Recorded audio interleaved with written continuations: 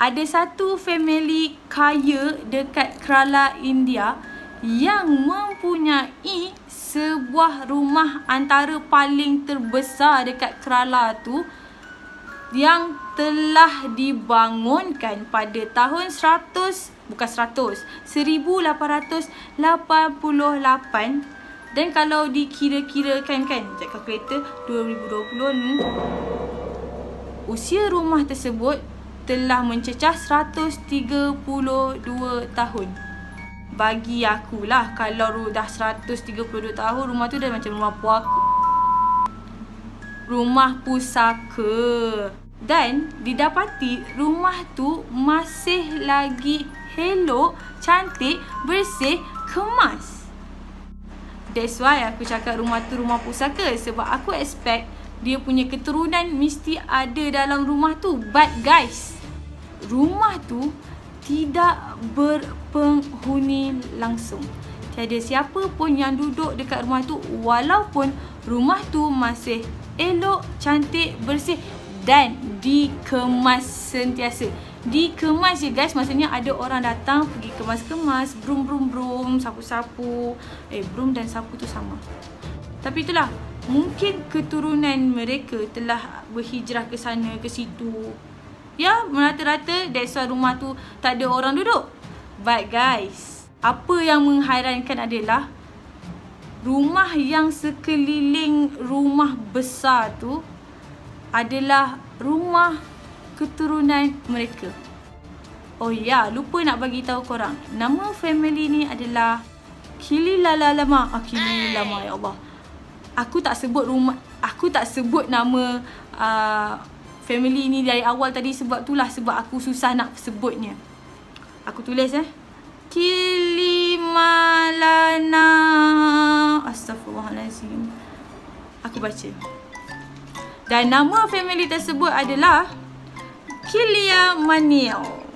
Okey, family ni dikatakan family yang agak terkenal juga dekat situ. Kaya, terkenal. Kalau dekat Malaysia ni macam keluarga Syed Al-Buhari itulah yang ada di Albi Haikom apa semua kan. Jadi dekat Kerala, India, they got Kilia Manil. Guys, kalau korang pergi type dekat Google sejarah Kilia Manil House, korang takkan jumpa sebab cerita ni memang tidak ada siapa-siapa lagi yang cover. Sedangkan sebenarnya family ni mempunyai sejarah seram. But first, Kenan, Sawadi Caca mana? Sawadi Caca. Come.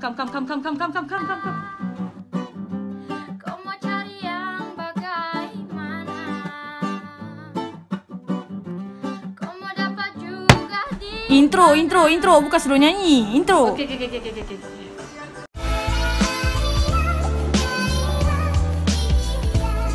Hai, Assalamualaikum Sawadi. Ca. Sorry guys, Kenan alpa tadi terlalu alpa dan alpa kerana dunia. Okay guys, kita sambung balik cerita. But sebelum tu, kalau benda ni tak ada dekat Google, macam mana Kenan boleh tahu cerita ni?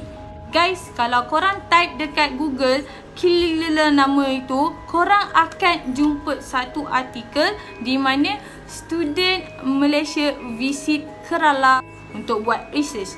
Jadi guys, swipe sikit, nampak tak ada nama Luqman Hakim dekat situ?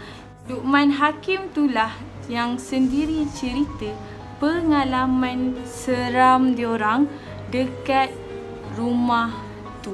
Kat Malaysia mungkin dia macam style bila ke gitu. Macam korang pahal je rumah tu tu. Macam tu. Even kita orang kat sana pun orang macam orang tengok pahal je rumah ni . Okay, kena bagi detail sikit. Diorang ni sebenarnya budak arkitek. Jadi diorang perlu cari bangunan yang berusia lebih daripada 100 tahun untuk dikaji lah. Okay, adalah kerja diorang dekat sana. Jadi diorang ni dah search. Diorang dapatlah satu tempat kat masjid dekat Kerala tu. Satu lagi Kili apa tadi? Kilia Manil House ni. Jadi diorang 39 orang tu, diorang bahagi dua kumpulan. Satu kumpulan yang akan settlekan bahagian masjid, satu kumpulan lagi yang akan settlekan rumah tu. Jadi Luqman Hakim ni adalah ketua kepada semua pelajar. Kak Nan rasa beruntung sangat sebab dapat jumpa sendiri dengan ketua dia dan seorang lagi ketua kumpulan yang buat bahagian masjid, iaitu Zu. Jadi diorang dua tu sendiri yang menyampaikan cerita ni dekat Kak Nan. Belum masuk lagi nak cerita, aku dah meremang weh. Cerita ni agak panjang tapi Kak Nan akan cuba buat sepadat mungkin. Okay guys, long story short, diorang dah sampai dekat sana. Jadi si Luqman ni dia pergi Ricky dulu rumah tu supaya esoknya kumpulan diorang senang nak buat kerja kan. Masa dia on the way ke sana tu, orang yang hantar dia tu ada tanyalah nak pergi mana apa semua kan. Jadi dia terangkanlah dia nak pergi ke rumah tu. And then orang tu bagi tahu dia, oh, rumah tu ada orang kena pancung tu. Cenceng. Tapi si Luqman ni masa tu dia macam relax lah, biasalah. Setiap tempat ada sejarah dia kan. So Luqman ni dengan hati yang kentalnya dia pun pergi Riki-Riki rumah tu apa semua. Cantik, settle. Dia balik ke tempat penginapan diorang. Keesokan harinya barulah semua orang datang ke tempat kerja masing-masing. Yang bahagian masjid pergi masjid, yang kaji rumah tu pergi dekat rumah tu. Tapi guys, urusan diorang tak semudah yang dijangka, di mana masjid dekat Kerala perempuan tidak dibenarkan masuk. Jadi macam manalah geng-geng perempuan tu nak pergi buat kerja. Takkan nak mengharapkan geng-geng lelaki je buat kerja kan. Memang lambatlah cerita dia. So grup yang buat masjid tu pun bergeraklah ke rumah besar tu. And then diorang pun adalah tolong grup rumah tu untuk settle-settlekan kerja. Okay, aku bagi tahu, diorang kan arkitek. Jadi diorang kena tengok seni bina rumah tu. Diorang kena tekap corak yang ada. And then diorang kena snap gambar apa. Ya, struktur bangunan tu. Ya Allah, aku pun tak faham apa kerja diorang. Yang pasti bahagian arkitektur diorang lah. Oh ya guys, korang dengar aku cakap tapi korang mesti tak dapat bayangkan rumah tu kan. Tak apa, jangan risau. Aku dah dapat keizinan daripada Luqman untuk tunjuk korang ni.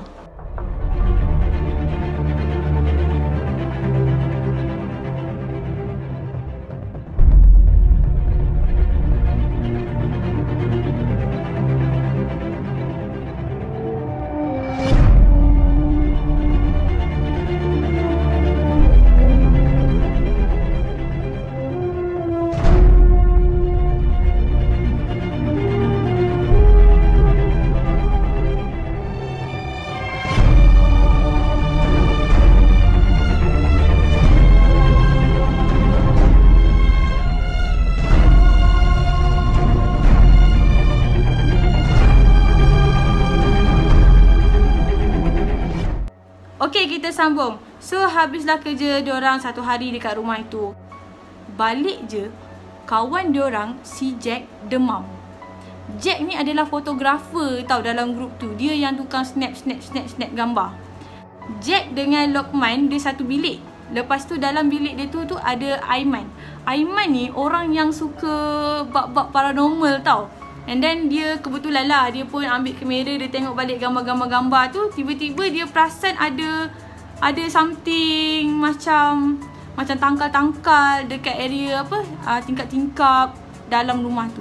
And then dia pun macam lagi sukalah dia nak tengok kan. Orang kalau suka bab-bab paranormal, bab-bab benda ni, dia memang mata agak tajam tau. So ada satu gambar ni yang dia perasan ada something. Kita main teka-teki kat sini. Aku nak ajak korang cari sendiri gambar ni apa yang tak kena. Okey, korang tengok dulu aku sambung cerita. So si Aiman ni dah perasan, ada sesuatu dekat gambar ni. Bila dia perasan je gambar tu, frap! Blackout guys motel tu. And then entah macam mana, lampu dah ada balik. Si Aiman ni pun tunjuk dekat kawan dia yang lain, tunjuk dekat Jar. Weh, kau tengok gambar ni, kau nampak tak something? korang dah nampak ke belum? Aku tunjuk. Faham? Dekat situ guys. Bila Jah ni tengok, sekali lagi, faham? Blackout. Time tu lah dorang rasa macam ada tak kena. Malam tu juga guys, ada seorang kawan dia nama Acap. Dia dah macam duduk diam, macam memencil diri kan, macam takut kan. Lepas tu dorang tanya lah, Cap ni kau kenapa kan, okey ke tidak kan? Acap cakap, korang tak dengar apa aku dengar. And then Lokman pun kata, Cap, korang dengar? Korang buat tak tahu je ni. korang tahu apa yang dia dengar?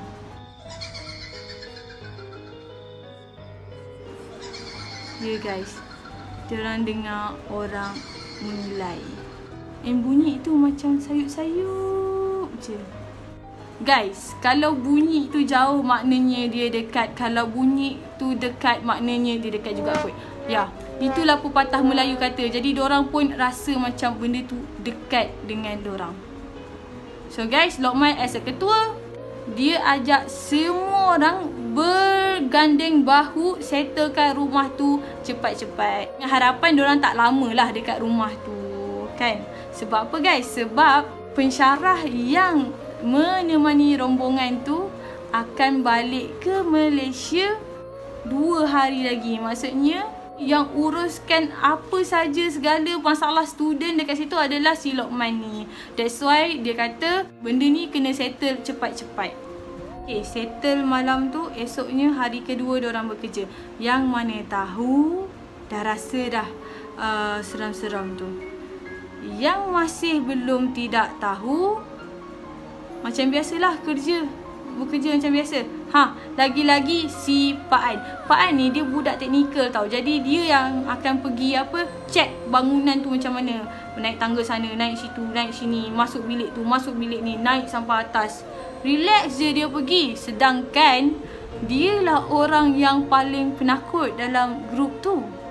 Tapi nasib baiklah dia tak tahu lagi cerita pasal gambar tu kan. Dan dia pun tak tahu ada isu malam tadi tu yang berkenaan dengan rumah tu. Tapi guys, Pak An ni dia ada bagi tahu. Dia ada rasa pelik sebab rumah tu ada satu tangga yang tidak ke mana. Tangga tapi jumpa dinding.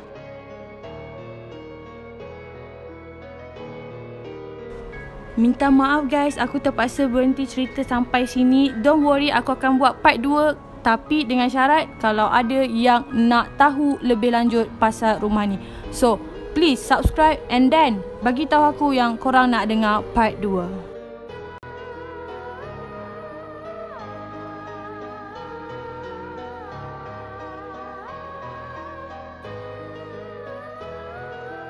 Rumah besar ni telah